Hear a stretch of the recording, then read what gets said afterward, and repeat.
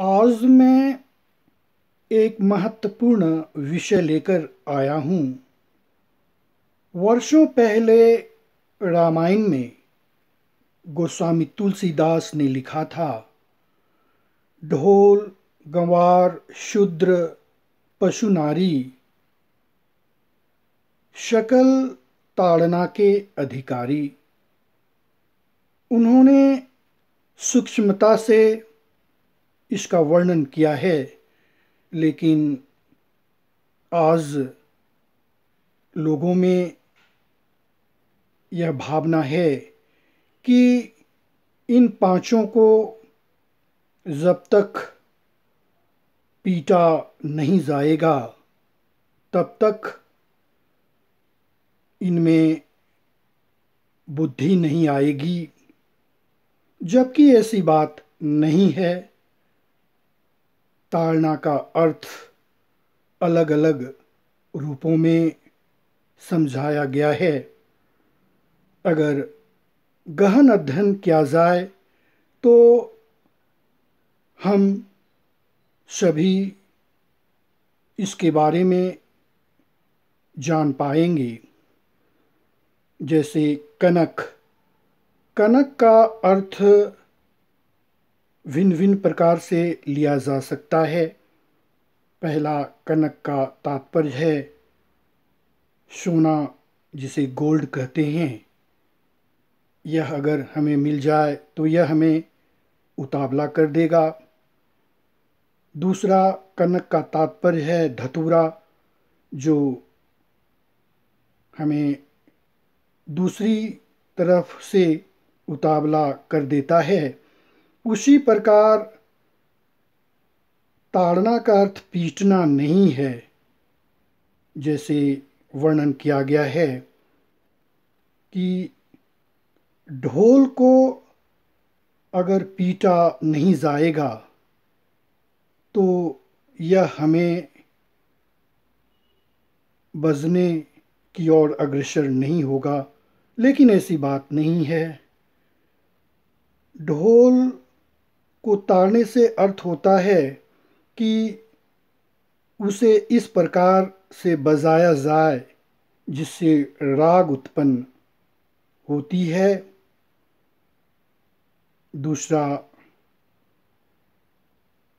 ढोल गंवार गंवार का अर्थ होता है विवेकहीन।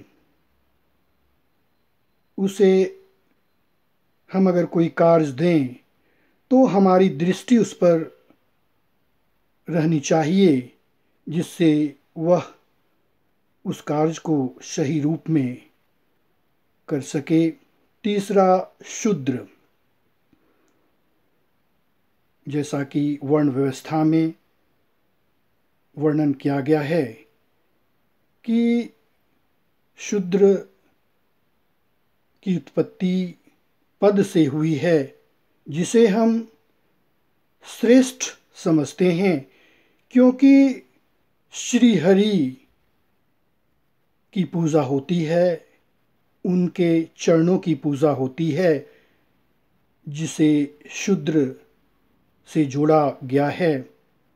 कहने का तात्पर्य यह है कि कोई भी वाक्य हो, वो इस प्रकार से उसे प्रस्तुत किया जाए जिससे हमें उनके बारे में जानकारी प्राप्त हो। यहाँ शुद्ध से तात्पर्य नीचा नहीं है, बल्कि श्री हरि चरण की पूजा की जाती है।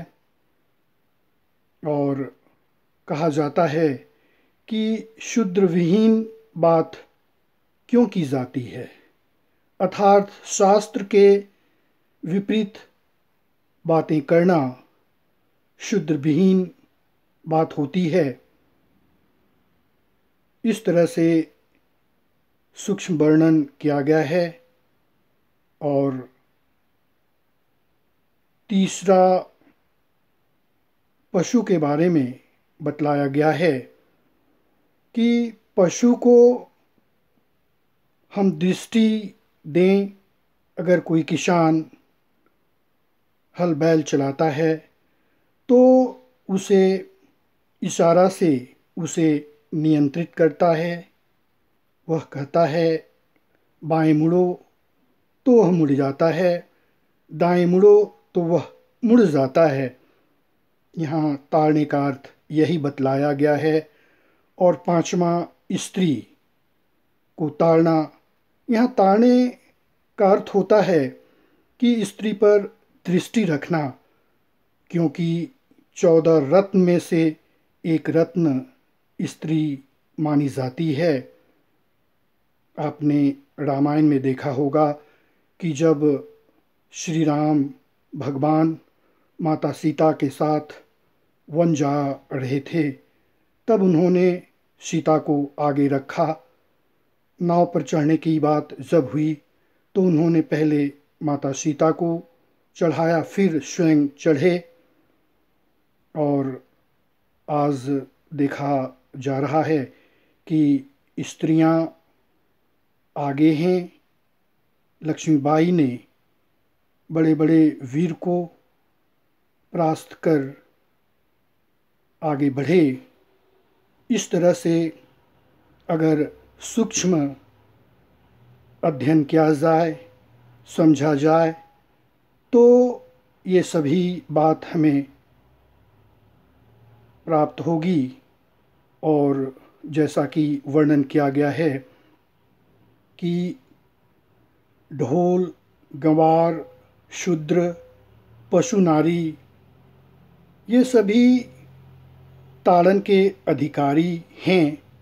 कहने का तात्पर्य यह है कि इन सभी पर दृष्टि रखना ही ताड़न कहलाता है। हम कभी कभी गलत अर्थ में इसका प्रयोग कर नारी को और जो शूद्र जाति हैं उनको हे दृष्टि से देखते हैं, जबकि ये ऐसी बात नहीं है। इसे समझने की आवश्यकता है, सही व्याख्या करने की आवश्यकता है। ऐसा वर्णन है और स्वामी जी ने इसके बारे में अच्छी ढंग से व्याख्या की है। गोस्वामी तुलसीदास ने काफ़ी सूक्ष्मता से इसकी व्याख्या की है, जिसे समझने की आवश्यकता है। बहुत बहुत धन्यवाद। अंत में मैं कहना चाहूँगा कि सही व्याख्या करें, तभी हम इसे सही पूर्वक समझ सकें। बहुत बहुत धन्यवाद।